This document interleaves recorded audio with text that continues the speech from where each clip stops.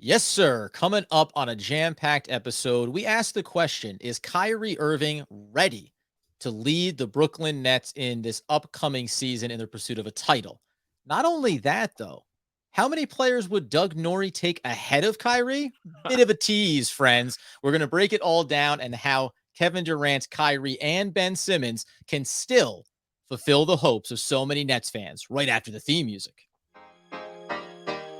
You are Locked On Nets, your daily Brooklyn Nets podcast. Part of the Locked On Podcast Network, your team every day.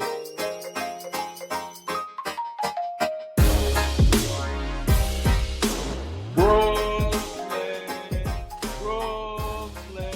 yo. That's right. It is the Locked On Nets podcast right here on the Locked On Podcast Network. It's your team, the Brooklyn Nets, every single day. I'm Adam Arbrecht covering the New York Football Giants over on the One Giant podcast with my boy Andy Makowitz. Over there, it is Doug Norrie, owner-operator DFSR for all your daily fantasy sports rankings from FanDuel, DraftKings. He's got you covered. We thank you for making us your first listen of the day, free on all those great platforms, and let you know today's episode is going to be brought to you by Prize Picks. It is, of course, where you want to go. PrizePicks.com using promo code NBA, or go to the App Store and download it today. Prize Picks is, of course, daily fantasy made easy. Doug, let's just keep talking in a much more positive light. We're gonna get into some of the ancillary pieces around Kyrie Irving and how they can be impacted, obviously, in a very positive way, as long as Kyrie is locked in and ready to go for this season. And we've knocked him. We've beat him up when he's done some of his more eccentric things. Coming out of last week's podcast where he talked with Kevin Durant, let's go positive. There was a lot of things here that suggest this guy's ready to go. Yeah, look, Kyrie will give you a lot of sound bites, that's for sure. I think that it's actually not a media play. It's definitely not a media play on his part. He just kind of talks, and at times it makes you completely raise your eyebrows, and then at other times he talks, and it makes you nod your head knowingly and, and kind of agreeing with him. And that's just kind of been the nature of the Kyrie Irving experience so far, basically through his career. I think some degrees it's actually ramped up here with Brooklyn, just out of circumstance. But the dude, it's never a lack of information from him. It's just sort of the head scratching piece sometimes is what drives you nuts.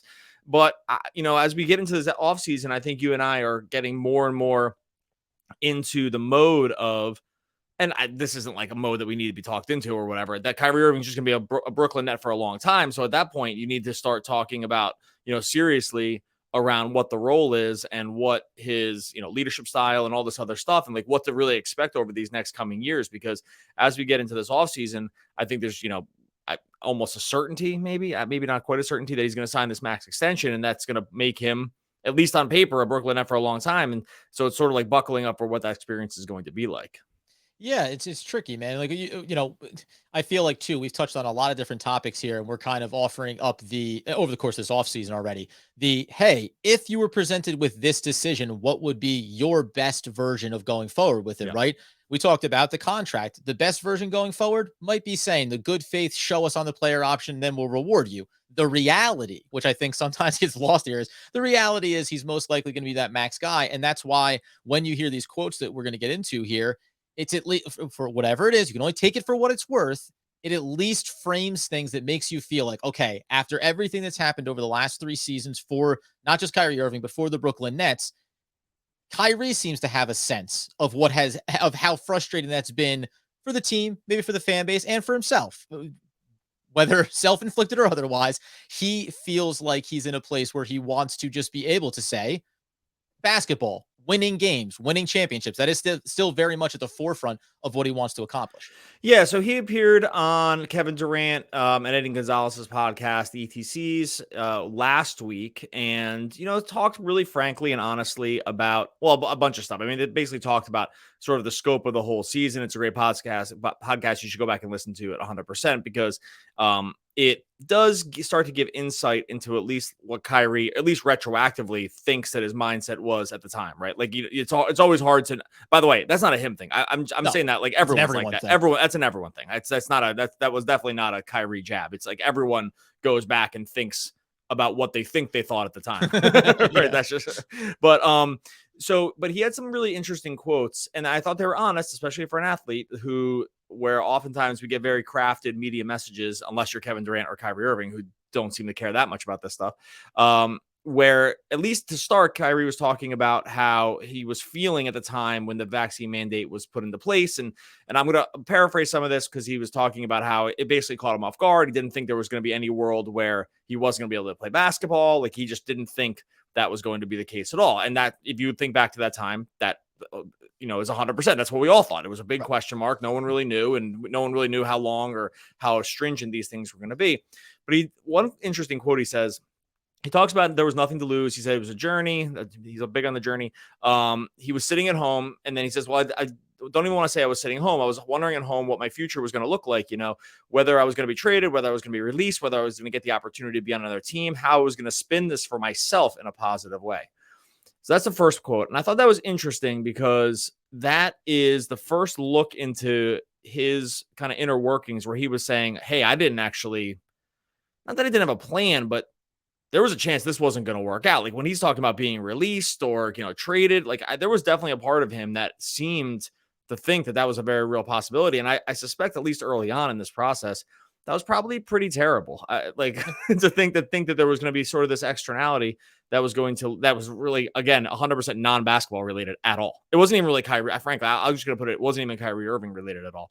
And it was going to lead to him being on another team. And I thought talking honestly about that was an interesting window into just at least how, like, again, he thinks he was thinking at the time. What did you think when you heard that?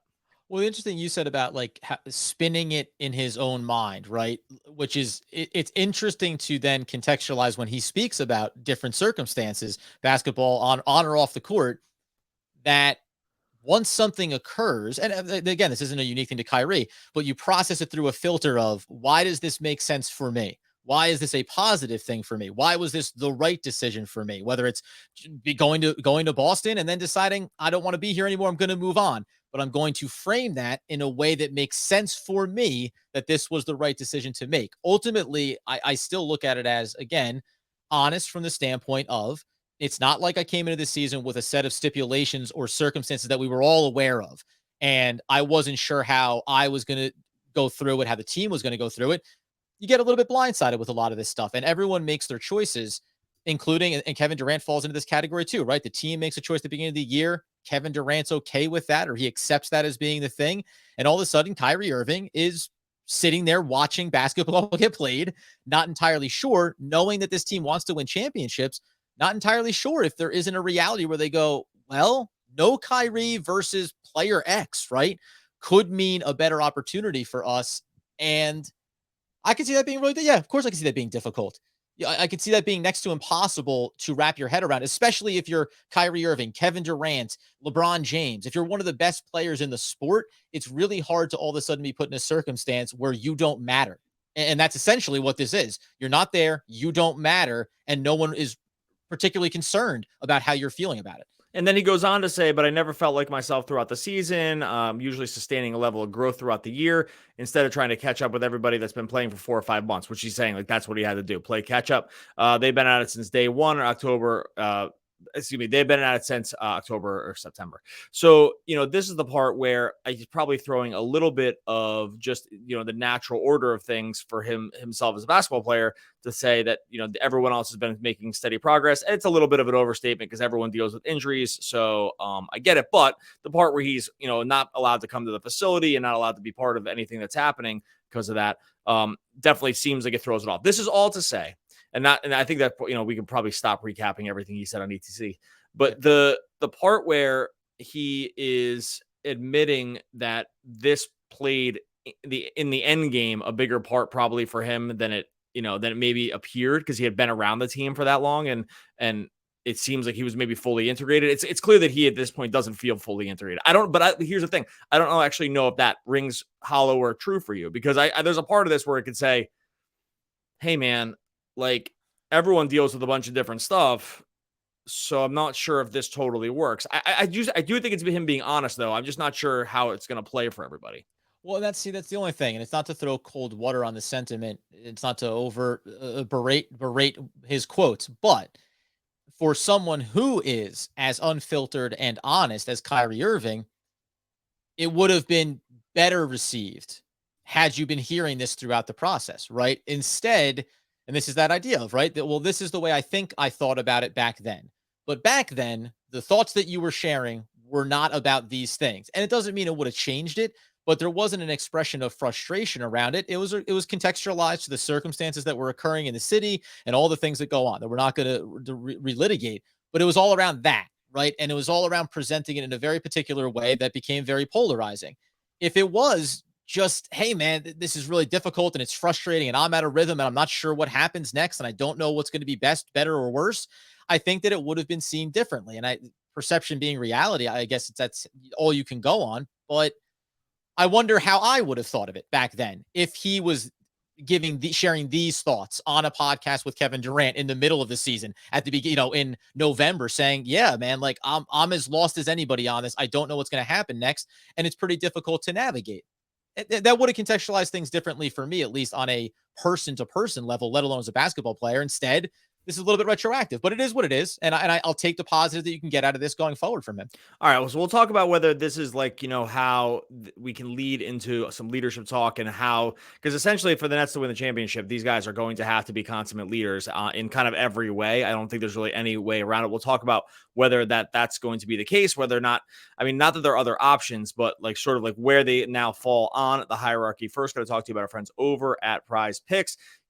Prize Picks. We've been talking about this daily fantasy option for the NBA for all season now. That's because it's easy. Prize Picks is easy to use, super fun to play, and they've just made daily fantasy easy. It's all you do is pick 2 to 5 players. You go over, under on their projections, points, rebounds, assists, steals, blocks, anything. Oh, those are the big 5 right there. But you can pile them together with other sports also. MLB, you go strikeouts, you go home runs. All of it's there on Prize Picks. You pick those 2 to 5 players. You can go up to 10x. That's 10 times on any entry. You can make an entry in just 60 seconds or less. Super easy, safe and fast withdrawals. You can't say that about everybody in the industry these days. It's an award-winning app. You can grab it on Apple Store or the App Store or Google Play. Like I said, Prize Picks has made it easier. You're not in there against all the sharks. It's just you versus the projected numbers. And for a limited time, Prize Picks has an exclusive no-brainer of an offer for all of our users. You're going to get $50 for free if a player on your in your first Prize Picks entry scores a single point. You have to use the promo code NBA, just like your favorite sport.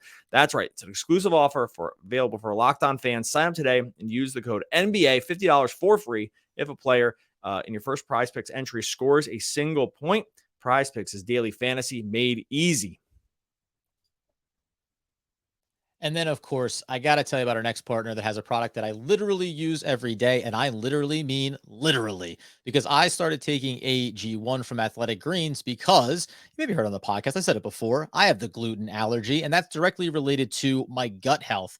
And I don't have time to wake up and prepare myself the perfectly balanced, healthy diet that's going to help sustain my body and keep me moving.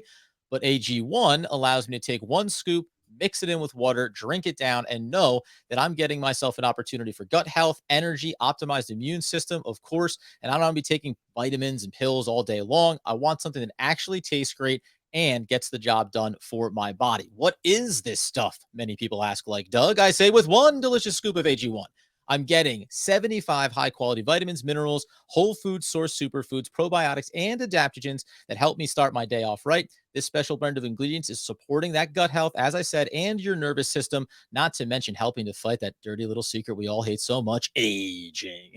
Why do I consume it? Because it's good for me. It's good for my body. It's good for my overall health, and it's easy for me to get that going and get it done and head out the door. I want to make it easy, and so does AG1. That's why Athletic Greens is going to give you a free 1-year supply of immune-supporting vitamin D and 5 free travel packs with your first purchase. All you have to do is visit athleticgreens.com/NBA network. Again, that's athleticgreens.com/NBA network to take ownership over your health and pick up the ultimate daily nutritional insurance. And so, speaking of insurance, can't take it out on the season and what's going to happen next, but we can all be optimistic. The question that I want to pose to you was, can Kyrie Irving reshape his role for this roster? You said it coming out of that first segment. Can he be, / he has to be one of the leaders on this team if they're going to get where they want to go? But if we assume all the things we talk about, Kyrie's going to be here.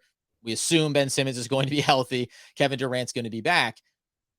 does Kyrie Irving need to be a slightly different version of himself in the absence of a James Harden, in the absence of a true facilitator at that point guard position? Does he need to become more of a floor general, to use all these NBA cliches, to maximize what this team can be? So we already know what Kyrie Irving is, right? He's like among the very best pure scorers ever. He's got one of the best handles you've ever seen in your life. He can finish around the rim over guys much bigger than him because the body control is so sick, and he can finish with both hands. Like, this is all pretty much known around his game. Like, the things that he can do well, he can do better than just about anyone that's ever lived, right? Not even just like people that are in the NBA right now. I mean, like all time being able to score, very, especially for his size. I always have to qualify that. He's one of the best scorers anyway. For his size, he's one of, like, the list is really, really short. So we all know that. The bigger question, I think, is whether that skill set on its own translates one-to-one to winning, right? And that part to me isn't totally clear unless he has other guys around him. And I'll use two examples. So the two times where he's been on, like, straight up either won the championship or was projected to win the championship. And that was with Cleveland. And then it was last year, right? When they were odds on favorite to win the championship going into the playoffs, and then everyone got hurt. Both of those teams, one had like top 5, guys in the NBA, right? And LeBron and Harden, but specifically, those guys are excellent facilitators. It's not just that they're top 5 and they are Joel Embiid, right? Like, they're top 5, but they're also guys who are amazing at finding other players on the court in optimal spots, whether that's a good mismatch, whether that's being open, whatever it is. And I do wonder if his skill set, as great as it is, does really, to reach the highest level, right? Like, not to just look good, right? It's always going to look good, and it's going to translate to a certain amount of wins. But to reach the highest level, I do wonder if his game specifically needs that sort of facilitator on the court, because I think there's a lot of evidence that it does.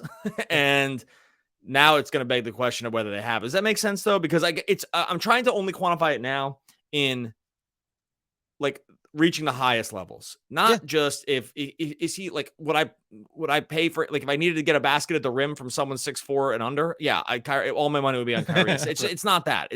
It's more of just like what the team, the heights they can reach when you're the second best player on the team, like what else the team needs, because I think there is evidence that something else is needed with him.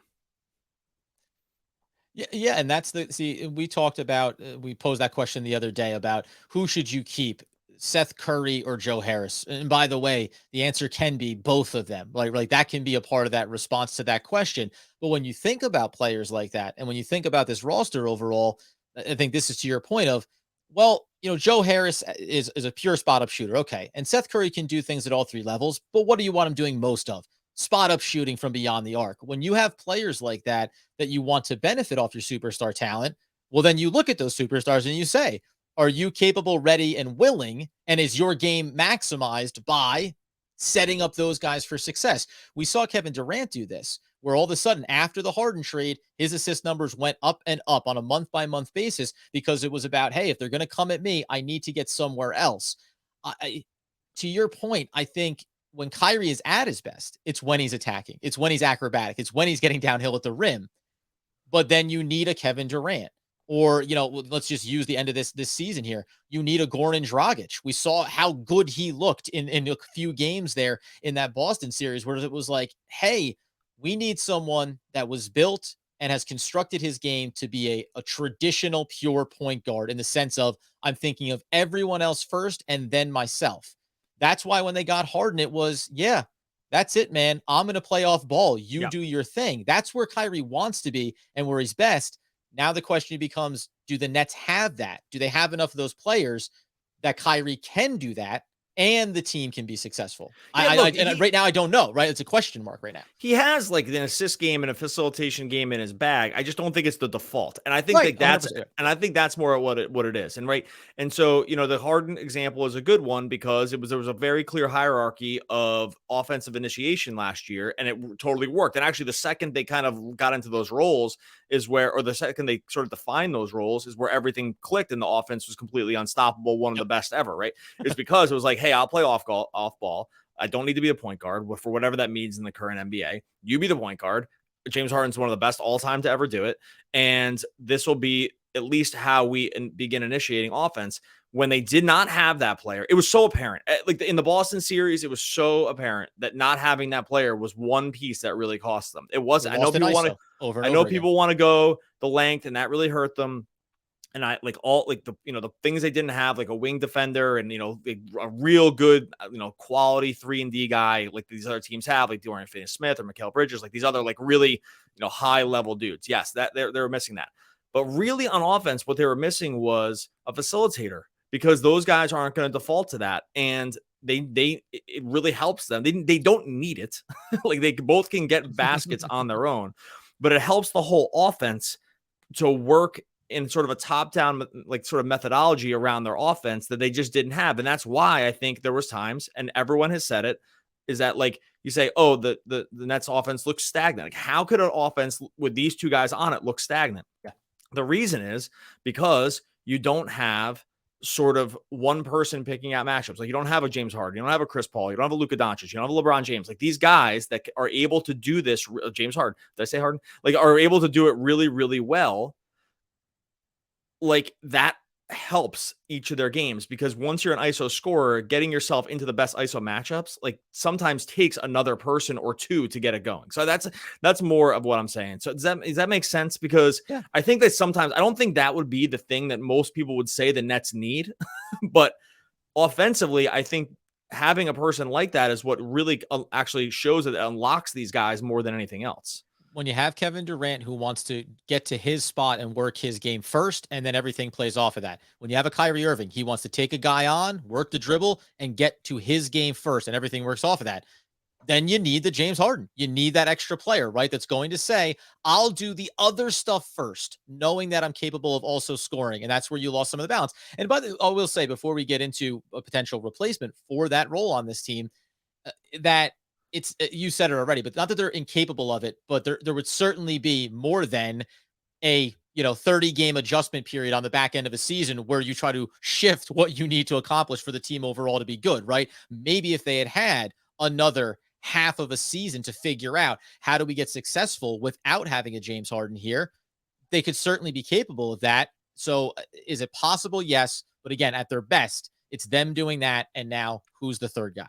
Yeah, or just having someone really good that recognizes like passing schemes. Like, even Draymond's really good at this, right? Like guys that just can even operate an example. Like operate an offense. They don't need to be point guards, by the way. They just need to be, this was the word, and this was the word I was going to use before, and I first forgot, is connectors. They need a connector. They did not have a connecting piece on their offense, and so that connecting piece does not need to be. And maybe they have it on. We'll talk about this in a second, because maybe they have the connecting piece on their roster already. First, going to talk about our friends over at Bet Online, the number one source for all of your betting info, odds, and sports information. Find all the latest odds, news, sports developments, including this year's playoffs. We're rolling through those right now. Major League Baseball. I look at the MLB lines at Bet Online every single night. They got the fight nights going as well. Maybe you want to get into some futures for NFL. It's all there on Bet Online. It's your best source for sports wagering information. They have the live betting, esports, and more. Head on over to betonline.net right now.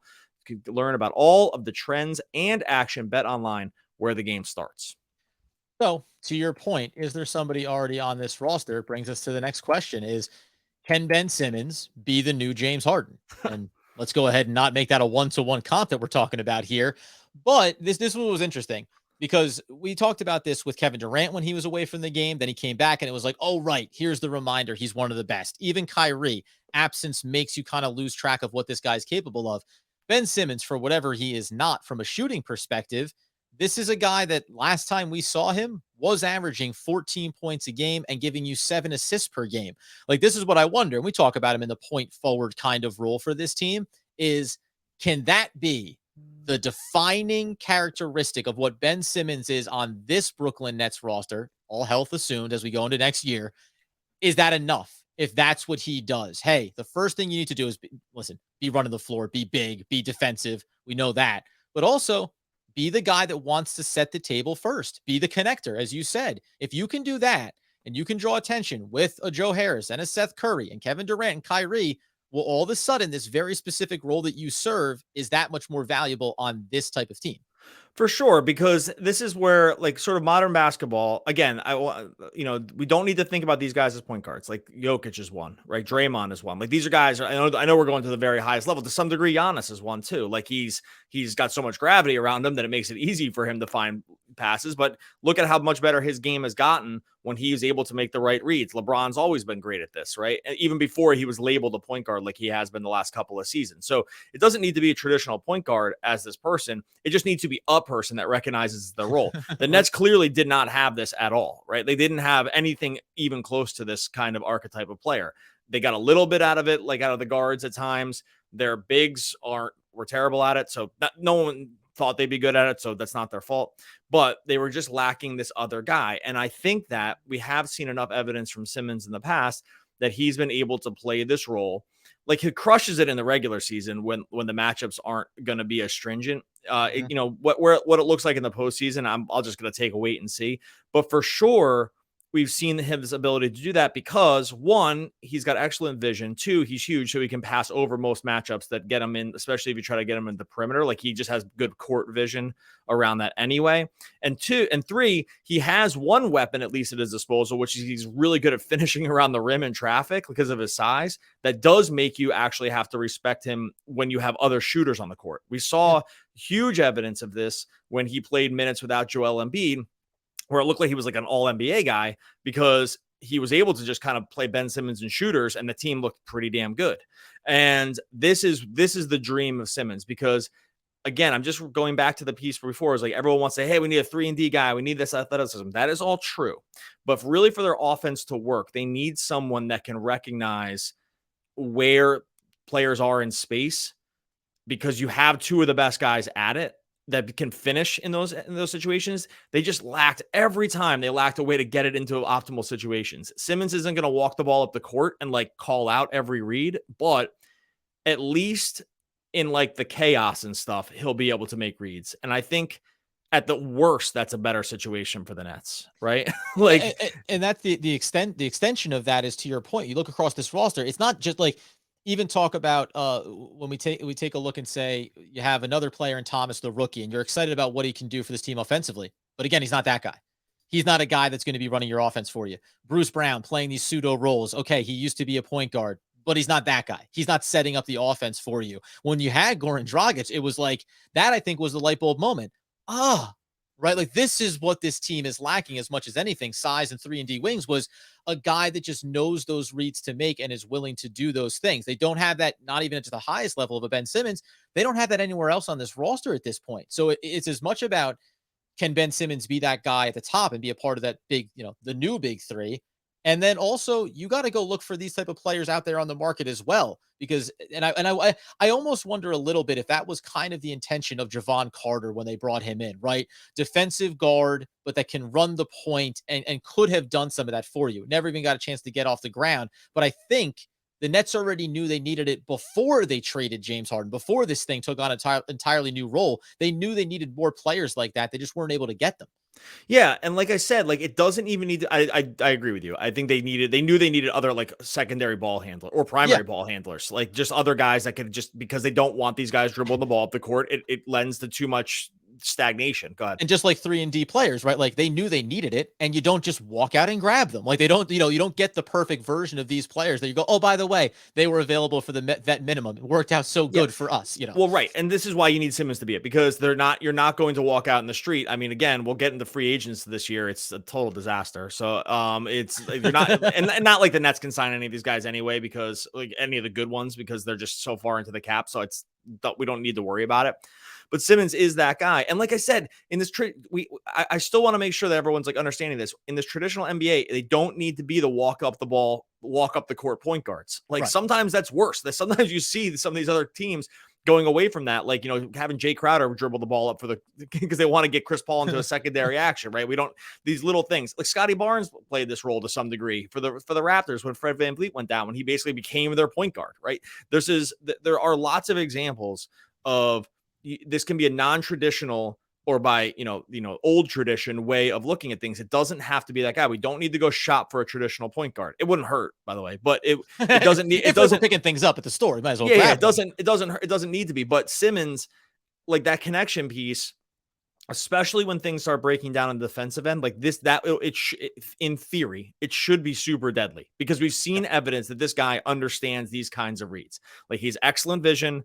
He was like a 9 assist a game guy at one point when Embiid was down. Like this is a guy that can really, really do this. It's been a long time and he's gotten dragged pretty hard before since then. But that version of him is definitely the version the Nets were trading for. And so to realize it, like, can Kyrie Irving lead the team? That was the initial question. Yeah, definitely.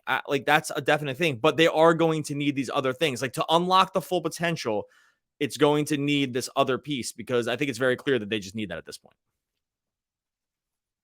And because ultimately too, it's like when they're at their best is I want Kyrie Irving or Kevin Durant. And again, expectations are these guys can go 48 minutes if they need to. We also have the sample size that when you have these guys go 48 minutes doing everything on the court for you, at a certain point, the bottom falls out a little bit and they don't have enough left in the tank. I need it to be that Kyrie Irving or Kevin Durant in the final 5 minutes of a fourth quarter can go, guess what? I have it in my tank right now to take over and be dominant because we've been playing more balanced basketball for the first 43 minutes. That's why we get to be at this point now. And I think sometimes you can lose sight of, and we said it throughout this episode, right? You lose sight of, you have the best players, just be better. Yeah, but the wear down impact of having to grind like the Boston series, just get beat up, Kevin Durant, for 48 minutes. Also, score 40 plus points and be dominant on both ends of the floor. It usually doesn't work out that way, and that's why players like these do become so valuable. And obviously, I'm just gonna, for the receipts purposes, man, the Phoenix Suns will have a qualifying offer a little north of $5 million on Aaron Holiday.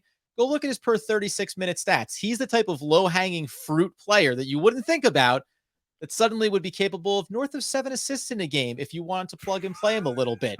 That's where you want to be shopping at the market, my friend. I still rather get 35 minutes out of Ben Simmons. I did say, I know we talked about the beginning of the podcast. Maybe this is a tease because I think we thought we were going to get here. We didn't. We talked about a number of players that I would put on the team before Kyrie Irving. Yeah. That was in the beginning, and I think we're going to end up running out of time here. So I will just say that number was 20, and just everyone can get at me after what it is, and we'll go through it next podcast over the course of this week about why I came up with that number. But in talking about, I'm only saying it there because we said it at the beginning. I think it was definitely where we thought we were going to go here, and we just didn't end up doing it. No big deal. I put that number right around 20. I will be happy to give that list. If anyone asks in YouTube, I'll throw it out there, and we can debate it. There's a couple close calls. There's some that are pretty easy. I thought 20 was a nice round number on that one. That was age and contract independent. It was just dudes. I just go 1-for-1 swaps. So that's where I landed on Kyrie. We will be back again. Man of his word puts it out there, even though we can't flesh it out. I had the number. It's going down. I have the list. I'm just not going to read the whole thing right now. I had the list in front of me. Anyway, I'll read it on another podcast. So you can stay tuned for when I do read this list on later on in the week. Make sure you subscribe to the YouTube channel. You can try to guess what 20 players those are. Make sure you like and subscribe where the podcast is. Those are the ways you help the show totally free to keep us coming at you for free. Those are the ways you help the podcast. Like and subscribe on YouTube, like and subscribe wherever you listen to podcasts. Sudden shifts and changes can be not bad preparation for life. Twist of words from Charlie Dickens. Oh, RIP, one of the all-time great poets. We'll be back again tomorrow talking more Brooklyn Nets basketball.